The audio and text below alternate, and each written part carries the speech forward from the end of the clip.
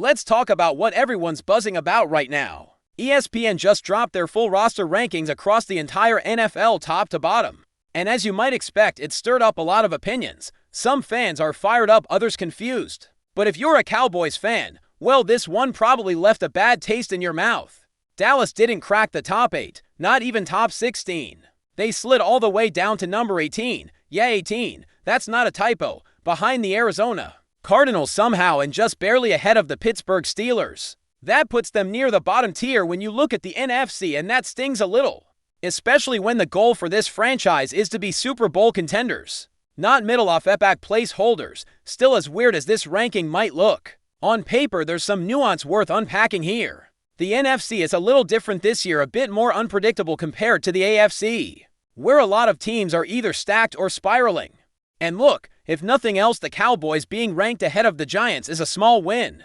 I know, not exactly the type of victory that makes headlines, but it's always satisfying to finish above a division rival. That said, the overall positioning raises a few eyebrows, especially when you dig into ESPN's breakdown of strengths, weaknesses, and what they're calling the X factor for each team. Starting with the positives, ESPN labeled wide receiver as the Cowboys' strongest position group, which is fascinating considering that just a few months ago that was an area of concern. But things change quickly, and most of that shift comes down to one name, George Pickens. His arrival really flipped the dynamic of this offense. Before Pickens, the receiver room felt thin, maybe even unreliable beyond CeeDee Lamb. Now it's deep, it's fast, it's dangerous. CeeDee Lamb, by the way, continues to prove he's one of the league's elite. Since 2022, he's led the NFL in receptions and ranks top 5 in yards and touchdowns. And he's still only 26 years old. The guy is barely entering his prime. With Pickens joining him on the outsides, suddenly Jalen Tolbert slides naturally into a WR3 role, where he looks much more comfortable. Then you've got Cavonte Turpin as a gadget weapon, and Jonathan Mingo, who, let's be real, wouldn't be expected to carry a heavy load, now provides solid depth as a fifth option. What used to feel like a one-man show now looks like a complete layered group. Pickens adds physicality and production, and assuming he continues to develop, especially with more consistent quarterback play, this unit could be a real problem for defenses. Turpin gets to be used situationally, where he thrives, and Mingo's not being thrown into the fire before he's ready. If you're a fan of the Cowboys, you've got to feel optimistic about this position group finally looking the part of a contender. And yeah, it's weird to say that wide receiver, once seen as thin, is now the biggest strength on the roster, but it makes sense. Now shifting over to the not-so-rosy side of things, the biggest weakness, and honestly this one doesn't come as a shock, the running back room.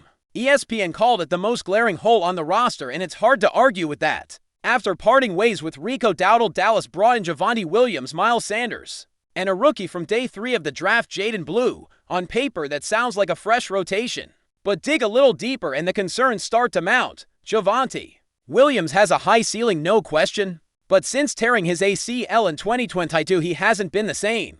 His efficiency took a massive hit, and while he's still young, just 25, there are legitimate worries about whether he can regain his form. Then there's Miles Sanders, who has struggled to stay relevant the past couple seasons in Carolina. His production was mostly invisible, although he did show some life with over 100 yards and 2 touchdowns in Week 18 last year. That was promising, sure, but is that enough to count on him as a reliable contributor all year? And then you've got Jaden Blue, a 5th-round rookie with potential. But let's not get ahead of ourselves. Expectations should be tempered. He's got some upside as a change-of-pace back, maybe a third-down option. But to think he'll carry a major workload this early might be unrealistic. All that to say, the running back position feels like a gamble. Right now, it's not hopeless, far from it. If the offensive line clicks, maybe that boosts the backfield production. But it's fair to say this is a downgrade from what Dallas had before. And fans are right to be a little uneasy about how this part of the offense is shaping up.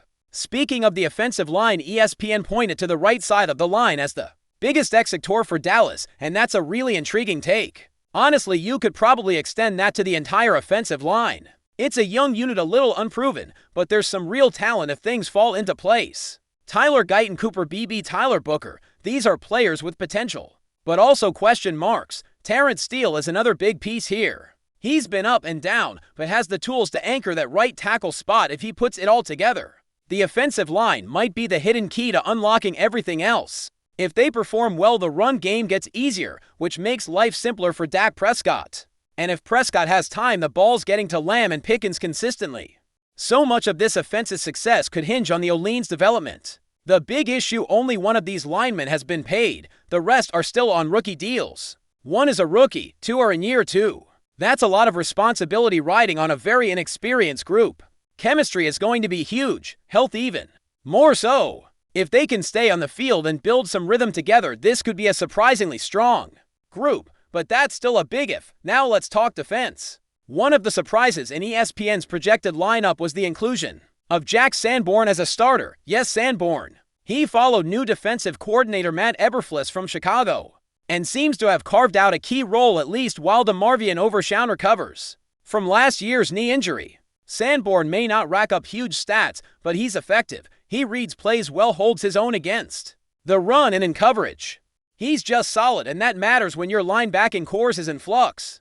Currently, the Cowboys have been rolling with Sanborn and Kenneth Murray as the top 2 linebackers in nickel packages. That could change. It probably will, once Overshown is healthy, hopefully by November, but right now this is the duo. And that's interesting because back in the spring, a lot of people thought a guy like Damone Clark or even Shamar James might break through. There's still time, and training camp battles can shift the depth chart quickly. But for now, the Sanborn-Murray combo is leading the charge. What's also worth watching is how the team defines starters. In this new-look defense, take the defensive end spot opposite Micah Parsons. ESPN listed Martian Nealand as the starter, but that's a bit murky. He's a solid run defender and might take the field first on early downs. But if we're going by snap counts, it could easily be Dante Fowler or even Donovan, as Raku rotating in more often. Sam Williams is in the mix too. That's going to be a true rotation, and no matter who gets the starter label, expect multiple guys to share the workload. In the secondary, there was some curiosity around who'd start opposite Trevon Diggs. ESPN listed Diggs, but if he weren't available or ready, who takes that spot? Darren Bland is the obvious candidate. He's earned that. Care Elam is another interesting option, especially if he can stay healthy and lock in during camp. But don't rule out Savion Redwell if he recovers in time, or even Israel Mukuamu or Kallon Carson, though Carson got embarrassed by CD Lamb in practice. That was one of those moments that go viral for the wrong reasons.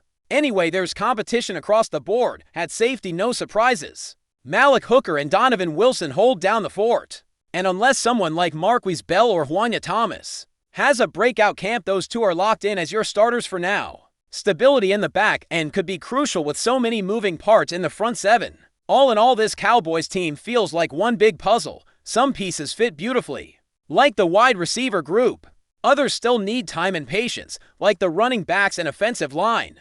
The defense has experience, but also a handful of guys fighting for snaps. The coaching changes add a layer of unpredictability too. One thing's for sure: this training camp is going to be loaded with position battles and storylines to follow. Whether this roster really deserves to be number 18 or not, we're going to find out soon enough, when the pads come on and things get real. Continuing with the analysis of the Cowboys' projected roster and what ESPN laid out it's worth, diving deeper into the offensive side of the ball, especially around the quarterback position, and the implications of all these moving parts. Dak Prescott, as expected, is locked in as the starter. No surprises there. He's the unquestioned leader of this team's offense, and the guy who needs to stay healthy for Dallas to have any shot at success. His health last season was a concern, and that lingers heading into this year. Prescott's mobility and ability to extend plays are key components of the offense, and any limitation there puts more pressure on the offensive line and skill players. Speaking of the skill players, the wide receiver group has gotten all the hype, and rightly so. But what about the other offensive weapons? Running back, as we touched on, feels unsettled. But what about the tight ends? Dallas has a couple of solid options, though they aren't necessarily headline grabbers. Dalton Schultz has moved on, and now the Cowboys rely on a mix of younger players and role players who can contribute in both blocking and receiving. Tight ends in Dallas are often used as safety valves in the passing game or in situational roles, but they don't appear to be a major source of explosive plays or game-changing talent. That could limit the offense's versatility, especially if the running game struggles. Now the offensive line's health and chemistry can't be overstated. Tyler Smith, Cooper Beebe, Tyler Booker, Terrence Steele, and Tyler Guyton, these five make up the projected starters according to ESPN. They are young, mostly unproven as a cohesive unit. and their performance will shape everything from pass protection to run blocking. If these guys can gel, it opens up the offense in big ways. Prescott will get more time in the pocket, which will help both Lamb and Pickens thrive. The run game will improve, giving Javonte Williams and Miles Sanders more space to operate. If they can't, the offense could stall, putting more pressure on Prescott to make plays on his own. This right side of the offensive line is particularly a question mark. Both Tyler Booker and Terrence Steele have been inconsistent at times. If they can be at least average pass protectors, as ESPN's Seth Walder pointed out, the line could surprise a lot of people. But if either struggles or gets injured, it puts the offense in a difficult spot. With most of these linemen still on rookie contracts, there's also an added element of risk. Their development curve will be critical. Shifting back to the defense, the linebacker position deserves a closer look because it's one of the more unsettled areas. The fact that Jack Sanborn has been listed as a starter ahead of DeMarvion Overshown, at least until the latter recovers, highlights the evolving nature of the linebacker group. Overshown's injury last season was a huge blow, and his absence still leaves a question mark. While Sanborn has been solid, he's not necessarily a game changer, more of a steady presence who fits well in Matt Eberflus's defensive scheme. Kenneth Murray was acquired in a trade, and he's expected to be a key piece. But the depth behind these guys is still developing. Damone Clark, Shamar James, and the younger linebackers are all competing for snaps, but it's not clear yet who will emerge as reliable contributors. The linebacker group has to handle both run defense and pass coverage duties effectively in Eberflus's system, which is aggressive and demands versatility. If the linebackers falter, the defense will struggle to hold up, especially against dynamic offenses in the NFC East and beyond. The defensive line is anchored by Micah Parsons, who is arguably the face of the defense right now. Parsons is a game wrecker, a playmaker who can rush the passer and defend the run with equal effectiveness. Opposite him, the edge rusher spot is a bit of a revolving door. Marshawn Nyland, Dante Fowler, Donovan Ezraku, and Sam Williams are all vying for snaps and roles. The question is not just who starts, but who plays the most and who impacts the game consistently. Nyland is a strong run defender and might see more early down snaps. Fowler and Ezraku provide veteran presence and pass rushing skills, though both have had injury and inconsistency issues. Sam Williams is a younger player with potential who could carve out a role as a situational pass rusher. This rotation approach may keep players fresh, but it also means the defense might not have a consistent presence opposite Parsons every snap, which could impact overall pressure on opposing quarterbacks. The secondary has a lot of pieces in flux. Trevin Diggs is the unquestioned top cornerback, but his own health and consistency are always under a microscope. Opposite him, there's competition among Darren Bland, Kare Elam Savion, Redwell, Israel Mukuamu, and Kallon Carson.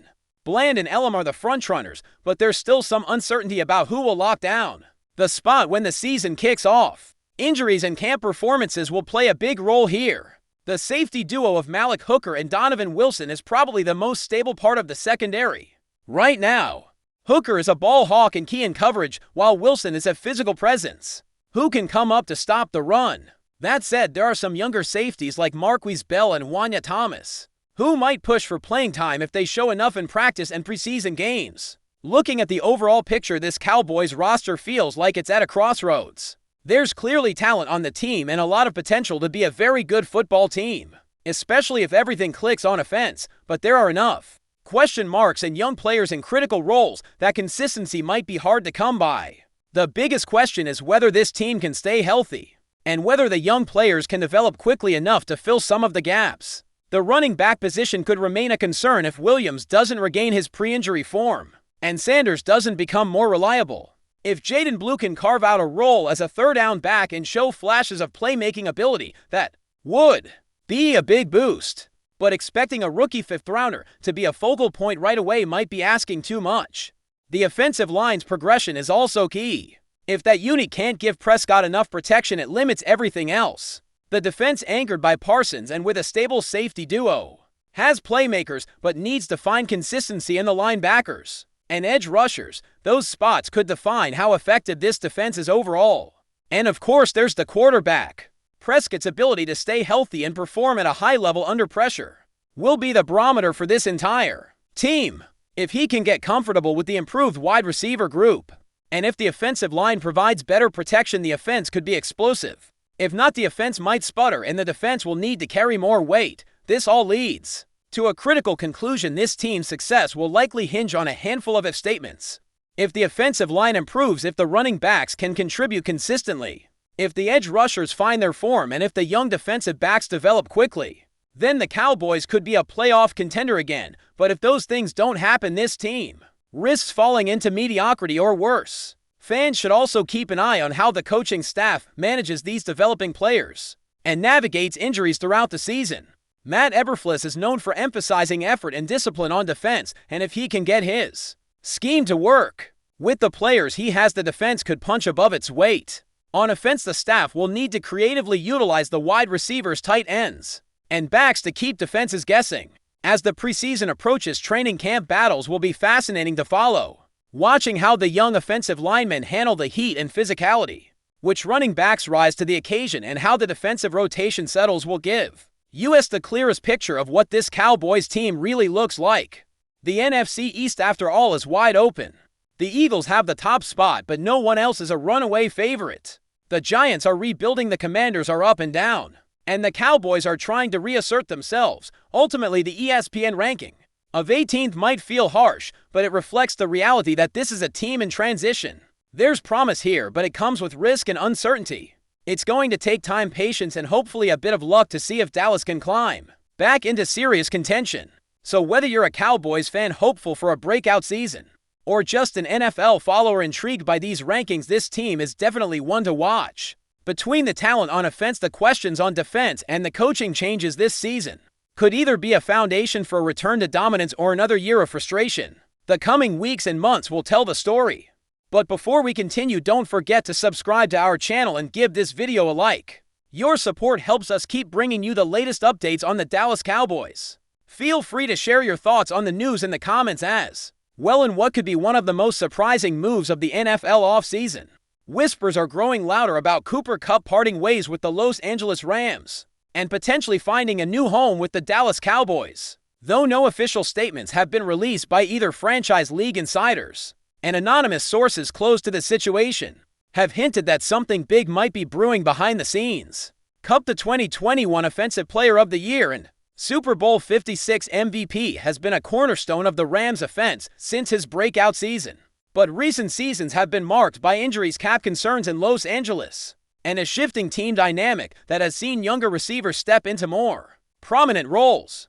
Now, with the Rams appearing to enter a subtle rebuild phase, rumors suggest that Kupp's departure could be more than just speculation.